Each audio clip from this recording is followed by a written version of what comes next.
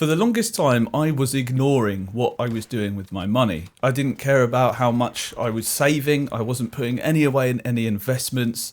And I sure as hell wasn't checking how much was entering my bank account each month. As long as there was something in there, something above zero, then I felt okay.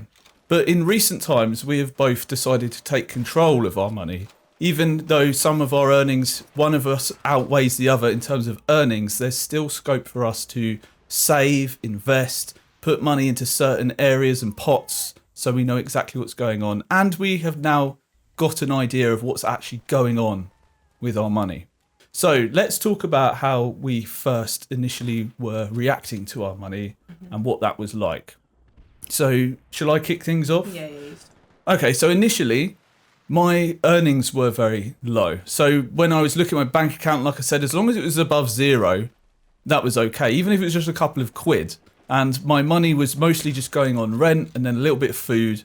And then I had nothing left over. So the idea of saving anything felt impossible. The idea of investing anything, that wasn't even on my radar because I didn't even know we could do that. And the idea of using any sort of government things like the cash ISAs or anything like that we have here in the UK, which is an independent savings account to get tax-free interest on your money. That was something that I just had no idea about at the time. But that's pretty much how I felt about my money. It was such a small amount coming in that I just didn't want to think about it. And it was the last thing on my mind. What about you? Going back, let's say 10 years, how did you feel about your money? I mean, I've always, if we were comparing, I've always been better with my money. Like I've been taught to save. So I have always saved money, but over the years, like 10 years ago, obviously I wasn't able to save any or as much as I can save now.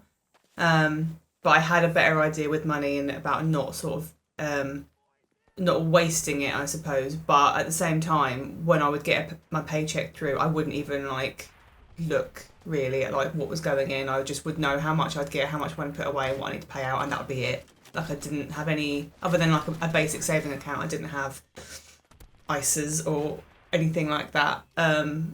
So I was more conscious about my money, but I still didn't really know anything about money, if that makes sense. But you did save. I did save. I've always saved. Like I think it's because I've been brought up to put away money from an early age. Like, you know, you need to make sure that you're like I remember thinking, oh, this is so boring, but yeah, I had it drilled into me that like you need to save now for your future. And I think I've always made sure to put like, even if it's just like £10-20, I still put something away. So I've been pretty good with saving over the years. I think that's where me and you've differed, like going back, it felt like I didn't have a future in a way. Like my financial situation, my physical health situation, it all felt so sort of dire that planning for the future it wasn't even on my mind. Yeah, it seemed pointless. So I was just ignoring what was happening, ignoring, you know, my monetary situation. Well, I say ignoring, I looked at it and saw that it was so low. And then you go. And then I would just go back to whatever I was doing at the time, whether that was gaming or drinking or whatever it was, just having a good time because I was just living in the now, which some would say is actually a positive thing and where happiness lies. That's the difference, though, is that I've always been someone who plans ahead. I've always been like that, whereas you've not been like that. So I think that's only in recent times. Only in recent times. But that's a big difference, I think, because I can actually think about the future and be like, well, I want this and this and this, so therefore I'll put away money now. I've always I'm definitely better at it now, but I've always sort of felt like that anyway. And I know you struggle with sort of planning anything more than like a couple of days in advance. It's kind of too much for you to think about, isn't it? Really? It can be, yeah. It's hard for me to think of the future. But I think also like the monetary situation, well, my mum was quite good with money. Well, she earned a lot more. And then my dad was always sort of like quite low, or should we say towards the bread line. So yeah, every month was tight. So I guess that's just how I felt like things were. That's how I felt like things was my normal, was you don't have much money, it's your name. No, you pay what you need to pay and then that's it. Yeah, and then there is nothing left over. It's almost paycheck to paycheck, isn't it? Well, it was, yeah. Yeah. So, moving on, how did we take accountability for our money and how do we get to our mindset on money today? So really, it was just getting into this YouTube channel called Financial Audit that sort of taught me a lot about what I should be doing with money, and having a mentor in real life, like someone I actually knew who could like mentor me in the ways of actually using your money more appropriately. And pretty much watching that financial audit channel taught me loads. I binge watched that channel for like a month straight. Yeah. And for some reason I found it really fun to learn about money. I just think the way that, I think it's because he just rinses people. He made it quite entertaining, but it's also very educational at the same time. Yeah, so what he would do is sit down, sort of like we are now, and then I would say my financial position, and then if you were the host of financial audit, you would tell me everything that I'm doing wrong. Like, why am I in debt with this? Why do you have such a high interest rate on your debt? Why aren't you paying this off and putting it in like a high interest, investing it or whatever it would be? Why are you spending unnecessarily when you should be paying off debt, and why are you buying things for yourself when you should be paying off debt, and things like that. So, and now I just want to say, while we're talking about debt, that's one of the things that I'm glad that I learned from my dad was, well, my dad said never use a credit card. And in some ways I should use a credit card, but just responsibly. But because of that, I've always been like the type of person, I don't even like borrowing money. Like if I borrow money from someone, I want to pay it back as soon as possible because it's like a weight on my mind. Yeah. But I've never been someone that wants to borrow money. So I've never had an overdraft. I've never used a credit card. I don't have a credit card. I can see why you'd want one and why sometimes you need one. Yeah. And I still haven't got one. I've only ever bought one thing on credit because I just wanted to get some credit rating, and that was an iPad for you. And I had the money to pay that off like immediately, but I paid it off over 6 months. And it was fine. But the stupid thing is, at the same time, I bought this laptop, which was outright. I think 2K at the time. You bought it outright. I was doing well with the video jobs at the time, and I thought I should have bought that on the credit and just bought your iPad outright, because the iPad was about £600. Yeah. And then I was like, right, I'm going to buy myself a MacBook. But I was like, I don't want to pay it on credit. But it was that weight of having that on credit. I just wanted to know that it was paid off and done. Yeah. So yeah, that's how we started taking accountability for our money. And because of that, I did sort of like an inventory of everything, like how much we were spending each month, how much we were saving, how much was going. Well, we actually started investing at that point, and how much of what he calls in the show bullshit spending. So spending on things that is pointless, like takeout or whatever it is. Coffee. Oh, well, if you're drinking coffee out, going out, buying clothes. I don't really buy clothes anyway, but anyway, just pointless spending which you don't need. Amazon purchases. I mean, I still do some bullshit spending, but way less. Like we don't even get takeout anymore, and we were big takeout eaters. The last time we had takeout, we would eat takeout very frequently, but now we eat everything from home. We cook all the meals. And we've reduced our spending considerably, I would say, after watching that show and taking the lessons that he was teaching on that show to our lives. Yeah. Yeah. It's an American channel, but so some of it is sort of, what's the word? Not irrelevant, but like wouldn't make sense for us in the UK, but you can still take the principles and apply it. Well, there's still, like, so they've got the Roth IRA, whereas we have ISAs. Yeah. It's the same thing, it's just a different name.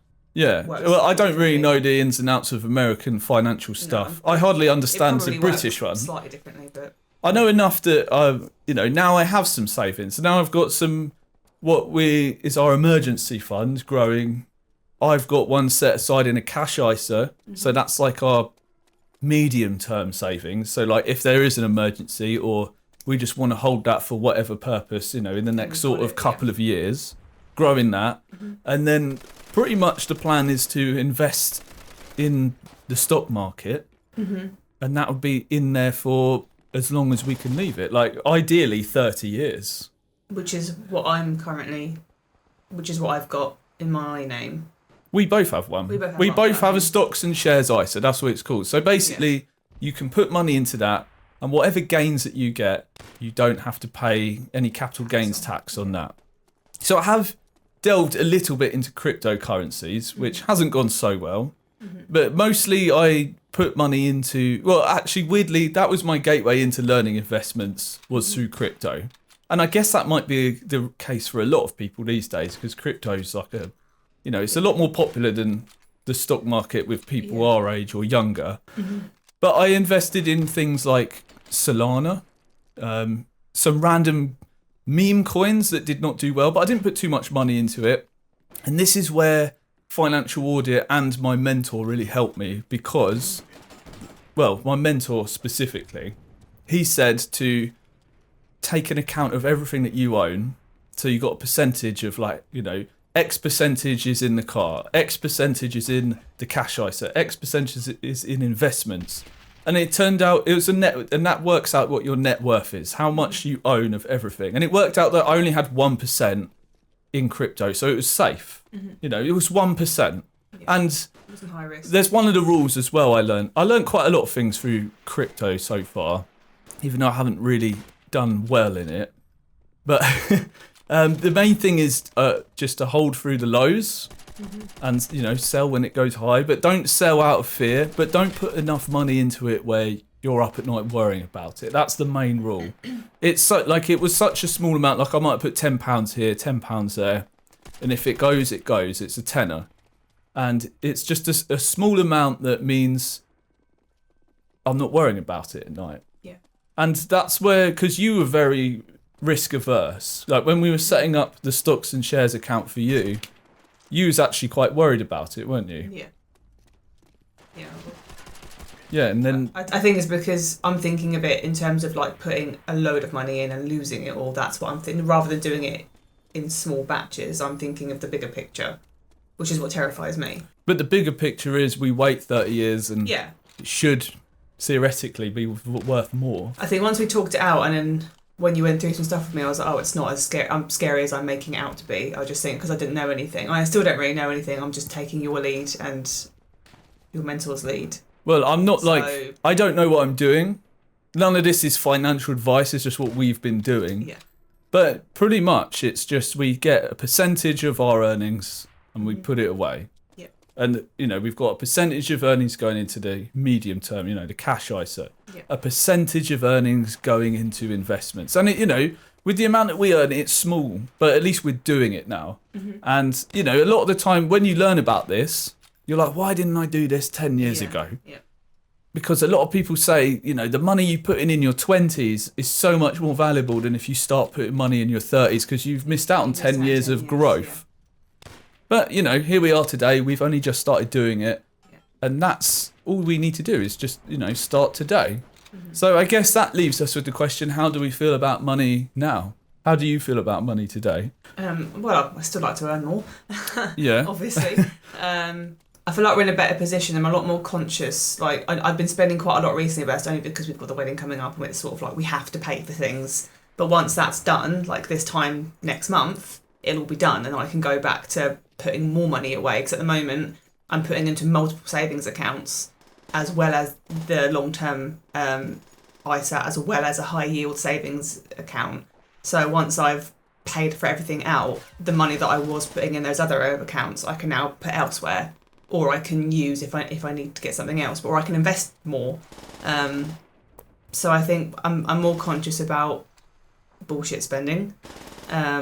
It's helped us out a lot. Like Jake said, we don't buy takeout. We cook everything. We do spend quite a lot on fresh food because we have a lot of veg and stuff. But that we've been going to a greengrocer and stuff and getting stuff cheaper where we can, or we've been trying to make it last a bit longer. I think I'd like to get back into meal prepping because that was really good. That was good. It's just finding time. Like I work, I'm a full-time manager, so I'm not here that much. And like, for example, this week I'm working 6 days out of 7. So it's like I'm not always here. And like food prepping is something we did together. Yeah. And it would help us out. And I think looking at the money from a food point of view it's definitely like made you more conscious and you cook way more, which is really good. It's a good skill every to day. learn anyway. And it's healthier. And it's healthier. Like I've lost weight. I didn't have that much weight to lose, but I've lost some of the fat that I have left leaner, because I mean it's made my diet more strict in a good way. I mean, I don't eat as much as you, but I've lost weight and I'm generally leaner, and I've maintained it because I'm not eating anything as processed or refined as I used to. So I think generally it's just everything we've been doing is maybe a lot more conscious of where my money's going and what I'm spending it on. And if I feel the need to buy something because I want it, if I go into the cart and I think, do I need this? And 9 times out of 10 it's a no. So then I'll just either delete it from my cart or just save it for later, and then I probably won't end up buying it anyway. So I only buy things now if it's a necessity, or if it's for something that I'm doing, which is, I suppose, a necessity. And that's pretty much it. I won't buy anything if I don't need to. I'd much rather save it. So I guess all it has been is a lesson in living below our means, making sure we're not spending more than we're earning, making sure that we have a percentage that's put away for whatever happens, a rainy day, like some sort of problem, and just it has removed a lot of the worry about money. Even though it's like my earnings are quite small, I can still put a percentage away of that, and that percentage can be the same. If my earnings were to increase, it means I would put more away, but it's still the same percentage. Mm-hmm. So these are just like some rules we've put in place now, which should help us going into the future. Mm-hmm. So that was us talking about money. It was quite an interesting topic. It's not something that people really talk about much. In the UK, people are quite guarded. How much do you earn? Oh, don't want to talk about it. But also, that's people's right if they don't want to talk about it. You don't have to talk about it. I don't like talking about how much I earn. But I think, particularly if you're in a relationship, we don't have a joint account. We don't have a joint account, but the thing is, we work together with our money, and we treat it as one. The savings is we treat it as we're helping each other out, which it is, but we still have our own bank accounts. And to be honest, I think a lot of the time people have joint bank accounts, when you have a house or to pay out for stuff, but obviously we're still living at home because we can't afford to move out. It's just too expensive at the moment. I'm sure a lot of people are finding that. But you don't necessarily need to have your money in one big pot. It's quite nice to know that you've got your money, I've got my money, and then we just take it in turns. Well, I think the main thing is that we are both aligned with what we want to do with our money. Because that makes it easier. Because say it was a joint account, you were saving and I was spending. It wouldn't really work out very well then. No. But because we both got the same mindset of what we want to do, I sort of established this plan for us and we just are following the plan. To me, it feels like we're working together with our money, even though it is in separate accounts. So the thing is, it doesn't have to be complicated either. Just remove the bullshit spending and save and talk to... if you're doing it with somebody... like Jake said, make sure you're both on the same page. If you're just doing it for you, make sure that you're sticking to you actually have to do it. The rules that you set. Don't be like, 1 month I'm doing really well, and next month you spend all that money that you saved because you're like, I want to spend something. Well, I could tell it was stressing you out, so I just made it simple. I just told you the literal value, put this much away into the ISA, put this much away into your stocks and shares, and then you're just following that plan. I do find money stuff overwhelming just because, between us, obviously, where I earn quite a bit, not quite a bit, but relative. I'm the person who earns more. I feel more responsibility, and it freaks me out because it's an adult thing, and I don't really feel like an adult, But we are 32. We are 32. So we are adults, well into adulthood. I think it's just about being clear with the goals that you want from life. And the way I see it, when it comes to money, and I'm sort of I'm an R about something, is I'm doing it for future me and for future us. And for our kids. And that should be enough. Which don't exist yet. They don't exist yet. But, in 30 years' time, I feel like we're going to be really grateful to have that and to know that we did this. Yeah, it would have been great to have done it in our 20s. Yeah, because that's a lesson I've learned from my parents is, have something put away, have a pension, have something invested. It's better than not doing it. And if the investments all fall apart, then I've got whatever's in the cash ISA. And if that falls apart, then we're screwed. So we'll see. You never know. This is our current money situation. Things can always change. Things can always get worse.